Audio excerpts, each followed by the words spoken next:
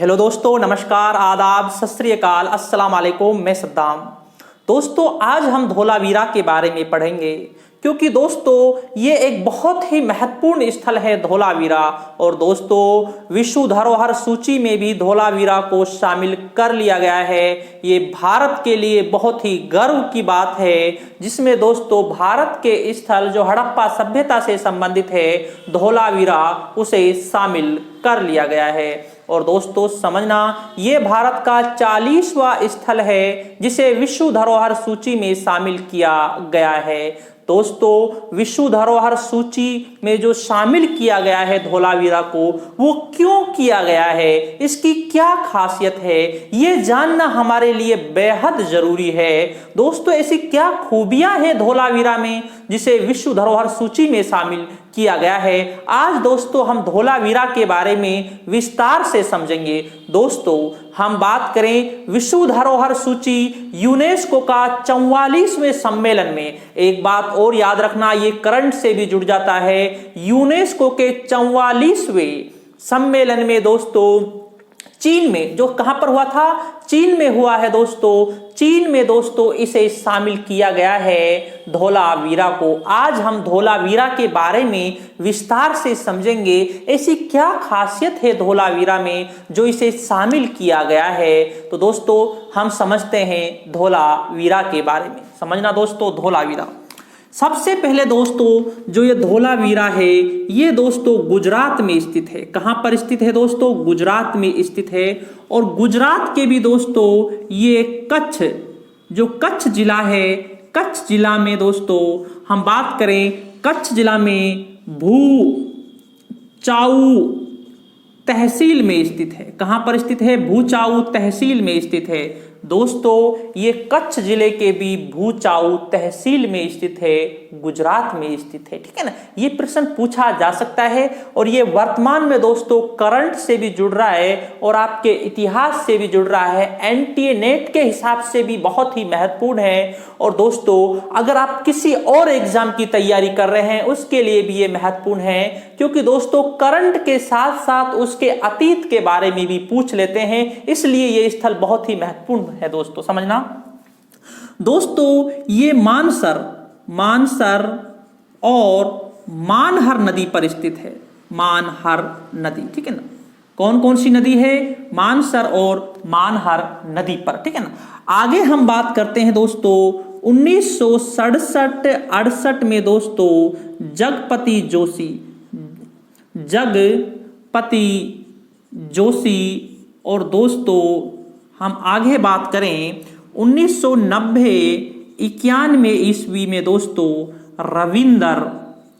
रविंदर सिंह बिष्ट, इन्होंने दोस्तों इसकी क्या की थी? इसकी दोस्तों खुदाई की थी, उत्खनन किया था। क्या किया था दोस्तों? उत्खनन किया था। किसने दोस्तों? जगपति जोशी और रविंदर सिंह बिष्ट ने इसका उत्खनन किया था। जब तक दोस्तों कोई टीला रहता है, टीला जमीन से उभरा हुआ भाग होता है, समझना दोस्तों ये टीला है, हम ये टीला कौन सा मान लेते हैं? ये टीला है दोस्तों धोलावीरा का। कौन सा टीला है? धोलावीरा का टीला बोलते हैं। जो जमीन से जो उभरा हुआ जो भाग होता है उसे बोलते हैं टीला, ठीक है ना। अब दोस्तों जब तक ये टीला यूं ही पड़ा रहेगा, जब तक हमें किसी भी संस्कृति के बारे में, सभ्यता के बारे में पता नहीं चलेगा। जब इसकी खुदाई की जाएगी तो हमें संस्कृति और सभ्यता के बारे में पता चलेगा। समझना दोस्तों, इस धोलावीरा की जो खुदाई प्रारंभ की जाती है वे दोस्तों 1967-68 में की जाती है, सर्वप्रथम जो जगपति जोशी ने की थी। उसके बाद दोस्तों एक वृहद स्तर पर जो की जाती है वे दोस्तों 1990-91 ईस्वी में रविंदर सिंह बिष्ट ने की है। अब दोस्तों जब इसके उत्खनन खुदाई होगी, अब इसके अंदर जो जो चीजें प्राप्त होंगी उसी के आधार पर अब हम पता लगाएंगे कि धोलावीरा इतना प्रसिद्ध क्यों था जिसे यूनेस्को ने विश्व धरोहर सूची में शामिल किया है। तो दोस्तों अब उसके बारे में हम समझते हैं। समझना दोस्तों, जो ये धोलावीरा है, यहां से दोस्तों धोला प्लस वीरा, समझना धोला का अर्थ होता है सफेद, क्या है? सफेद। धोला का अर्थ क्या होता है? सफेद। वीरा का अर्थ होता है कुआं। यहां से दोस्तों एक क्या प्राप्त होता है? यहां से एक सफेद कुआं प्राप्त होता है, इसलिए इसका नाम पड़ता है धोलावीरा। एक बात आप समझना दोस्तों, जो नाम पढ़ते हैं वे दोस्तों गुणों के आधार पर पढ़ते हैं। हम कालीबंगा की बात करें, काले रंग की चूड़ियां प्राप्त होती हैं, कालीबंगा नाम पड़ जाता है। मोहनजोदड़ो की बात करें, वहां से दोस्तों मृतकों के कंकाल प्राप्त हुए हैं, इसलिए दोस्तों क्या कहते हैं? मृतकों का टीला कहते हैं। कहने का मतलब यह है, जो नाम पढ़ते हैं वो गुणों के आधार पर पढ़ते हैं। हम भी अपने समाज में देखते हैं, काला कोई भूरा नाम होते हैं ना, देखो ना, किसी को काला बोलते हैं, किसी को भूरा बोलते हैं, गुणों के आधार पर, ठीक है ना। सफेद कुआं प्राप्त होता है, ठीक है ना दोस्तों। अगर हम बात करें, अब यहां की हम बात करें, यहां से क्या क्या प्राप्त होता है खुदाई से, समझना दोस्तों। यहां से दोस्तों नंबर 1, यहां से सूचना पट प्राप्त होता है। क्या प्राप्त होता है? सूचना पट, जिसे दोस्तों हम कह सकते हैं यहां से नोटिस बोर्ड प्राप्त होता है। क्या प्राप्त होता है? नोटिस बोर्ड यहां से प्राप्त होता है, ठीक है ना। अब इस नोटिस बोर्ड में समझना, जो साक्ष्य होते हैं, जो साक्ष्य होते हैं वे खुद नहीं बोलते, उन्हें कौन बुलाते हैं? इतिहासकार बुलाते हैं। यहां से नोटिस बोर्ड प्राप्त हुआ है, जिसमें कितने अक्षर हैं? 10 अक्षर हैं। कितने अक्षर हैं दोस्तों? 10। अब दोस्तों जिनकी लंबाई है 37 सेंटीमीटर है लंबाई, ठीक है ना, और दोस्तों 27 सेंटीमीटर है चौड़ाई। किसकी दोस्तों? अक्षर जो हैं उनकी दोस्तों हम लंबाई की बात करें 37 सेंटीमीटर है, और दोस्तों हम चौड़ाई की बात करें तो 27 सेंटीमीटर है। अब समझना दोस्तों, ये जो नोटिस बोर्ड प्राप्त होता है, इससे क्या जानकारी प्राप्त होती है दोस्तों? प्राचीन काल में भी मकान के बाहर, प्राचीन काल में भी मकान के बाहर एक नेम प्लेट लगाई जाती थी। शर्मा भवन, चौधरी भवन, खान भवन, मीना भवन, जैसे वर्तमान में दोस्तों होते हैं। उसी तरीके से नोटिस बोर्ड मकानों के सामने भी लगाया जाता था, जिसकी जानकारी हमें धोलावीरा से प्राप्त होती है, ठीक है ना। आगे दोस्तों हम बात करते हैं, यहां से दोस्तों एक खेल का स्टेडियम प्राप्त होता है। खेल स्टेडियम प्राप्त होता है। क्या प्राप्त होता है दोस्तों? खेल स्टेडियम प्राप्त होता है, जिससे पता चलता है उस समय दोस्तों क्या करते थे? खेलते भी थे वहां उस समय। खेल का स्टेडियम प्राप्त होता है, यहां से मोस्ट इंपॉर्टेंट, ठीक है ना दोस्तों। हम बात करें जल संसाधन की, जल संसाधन दोस्तों, हम जल संसाधन की बात करें, सबसे हड़प्पा सभ्यता में सबसे अच्छी व्यवस्था जो जल संसाधन की थी वो थी धोलावीरा में। ये एनटीए नेट में भी ये प्रश्न पूछा जा चुका है। सबसे अच्छी जो जल संसाधन की जो व्यवस्था थी वो कहां पर थी? वो धोलावीरा में थी। और दोस्तों हम यहां पर धोलावीरा में जल संसाधन की व्यवस्था के बारे में हम बात करें, 77 लाख, कितना दोस्तों? 77 लाख। हम बात करें 77 लाख लीटर, ठीक है ना, 77 लाख लीटर जल संसाधन की एक यहां पर बहुत अच्छी व्यवस्था थी। इतना जल का एक कुंड के रूप में था जहां पर पानी इकट्ठा रहता था। एक बहुत बड़ी बात है। कितना दोस्तों? 77 लाख का जल संसाधन की बहुत अच्छी व्यवस्था थी, बहुत अच्छी नालियां थी। सबसे अच्छी व्यवस्था जल संसाधन की कहां पर थी? धोलावीरा में थी दोस्तों, ठीक है ना। ये दोस्तों यहां पर थोड़ी सी बातें हो गई, अभी तो बहुत बातें हैं दोस्तों। इसकी आकार की हम बात करें, अब दोस्तों प्रश्न ये भी पूछ लिया जाता है आकार। दोस्तों चतुर्भुजाकार है इसका आकार। क्या है दोस्तों? चतुर्भुजाकार इसका आकार है, जो मोस्ट इंपॉर्टेंट है दोस्तों। कैसा आकार है? चतुर्भुजाकार इसका आकार है। अब दोस्तों बात की जाती है चतुर्भुजाकार आकार है। अब उसके साथ साथ दोस्तों ये जो धोलावीरा है ये कितने क्षेत्र में फैली थी दोस्तों? ये मोस्ट इंपॉर्टेंट है। कितने में दोस्तों? ये 47 हेक्टेयर में फैली हुई थी। कितने में दोस्तों? 47 हेक्टेयर में ये फैली हुई थी। इसका जो फैलाव था इस टीले का, जहां पर लोग निवास करते थे, 47 हेक्टेयर का शहर था धोलावीरा। और आप समझना, भारत के अंदर धोलावीरा दूसरे नंबर का शहर है जो सबसे बड़ा है। सबसे बड़ा भारत के अंदर कौन सा है दोस्तों? राखीगढ़ी है। और दोस्तों उसके बाद जो दूसरे नंबर पर आता है वो आता है दोस्तों धोलावीरा, आता है दूसरे नंबर पर आता है। ठीक है दोस्तों, इसके बाद समझना, इससे एक और सबसे हटकर है। सारे नगर हड़प्पा सभ्यता के दो भागों में बटे हुए थे, पूर्व और पश्चिम। ये धोलावीरा दोस्तों सबसे हटकर था, सबसे अलग था, क्योंकि कितने भागों में बटा हुआ है? ये 3 भागों में बटा हुआ है। सारे नगर पूर्व पश्चिम में थे, ये पूर्व पश्चिम और मध्यम में बटा हुआ था। उसके बारे में भी हम समझ लेते हैं। ठीक है ना दोस्तों, इसका अगर आप स्क्रीनशॉट लेना चाहें तो आप ले सकते हैं, आपके लिए काफी उपयोगी है दोस्तों। ठीक है ना, इसके बाद दोस्तों हम बात करें इसके, हम नगर नियोजन के बारे में थोड़ी अब हम बात कर लेते हैं। किसके बारे में? नगर नियोजन के बारे में। समझना दोस्तों, नगर नियोजन, नगर नियोजन, नगर नियोजन।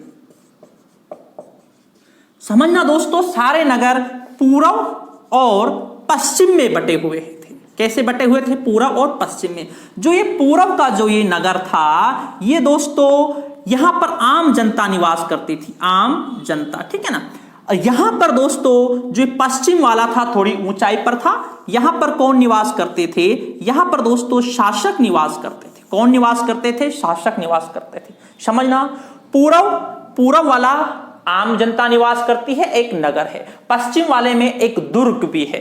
हम शासक निवास करता है तो शासक कहां पर निवास करता है? दुर्ग। तो यहां पर दोस्तों दुर्ग भी था। ठीक है ना, ये व्यवस्था थी हमारे हड़प्पा सभ्यता में सारे स्थलों की, पूर्व और पश्चिम। लेकिन दोस्तों मोस्ट इंपोर्टेंट है दोस्तों, ये है जो कौन सा दोस्तों? धोलावीरा। ये दोस्तों मध्यम नगर में भी था।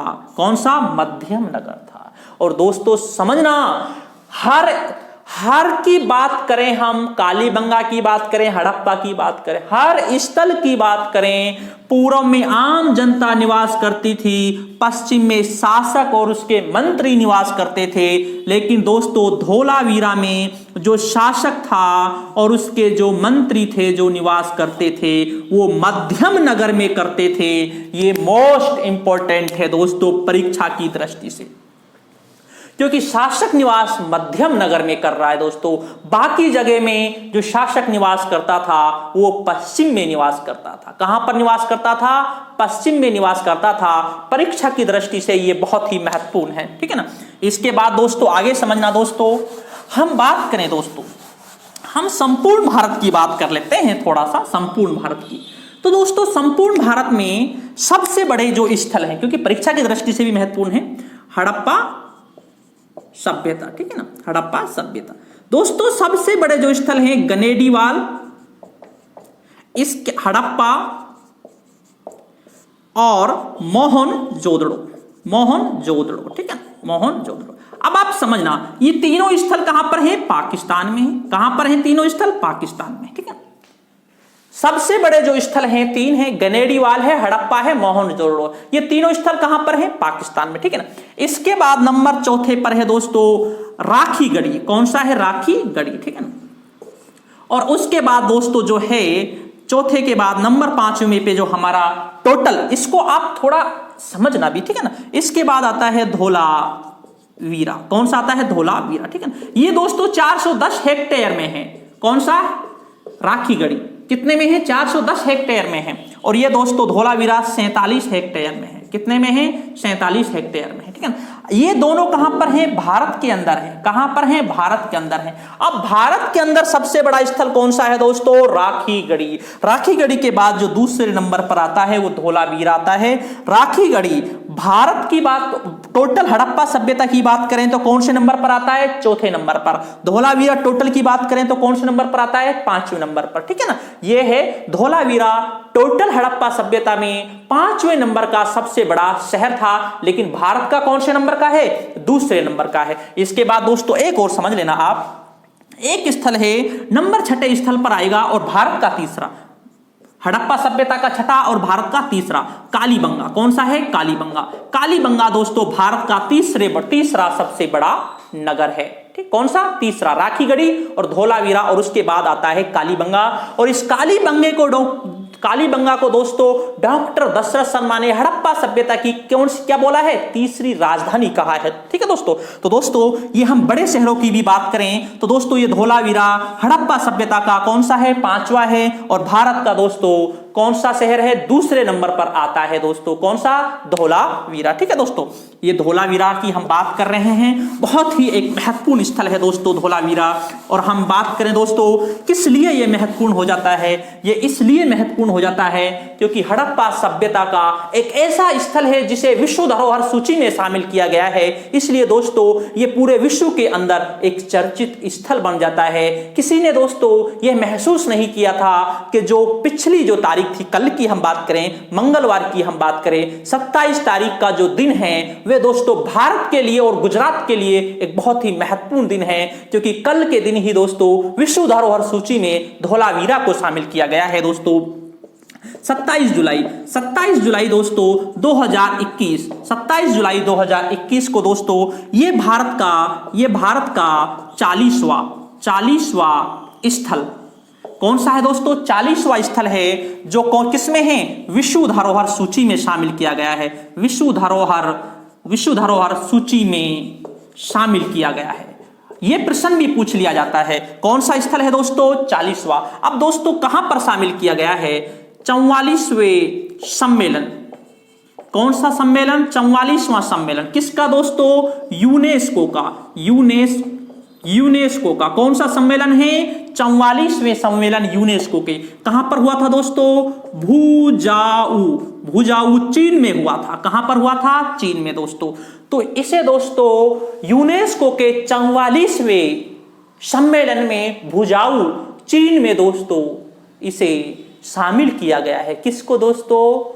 धोलावीरा को शामिल किया गया है। तो दोस्तों ये आज का जो हमारा स्थल था धोलावीरा दोस्तों एक बहुत ही महत्वपूर्ण स्थल था। और जो इससे मोस्ट इंपोर्टेंट जो प्रश्न बनते हैं उन्हीं पर आज हमने चर्चा की थी, क्योंकि दोस्तों परीक्षा में वही पूछा जाता है जो चर्चित होता है। और उस चर्चित में दोस्तों जो ये तो दोस्तों करंट से ही जुड़ जाता है। और बाद में दोस्तों क्या होता है दोस्तों, एग्जामिनर होता है थोड़ा पीछे भी चला जाता है, नदी का नाम पूछ लेता है, आकार पूछ लेता है, उस तरीके से भी प्रश्न बनकर आते हैं। इसीलिए दोस्तों ये धोलावीरा स्थल पर आज हमने दोस्तों इस पर चर्चा की थी। तो ठीक दोस्तों, शुक्रिया दोस्तों, धन्यवाद।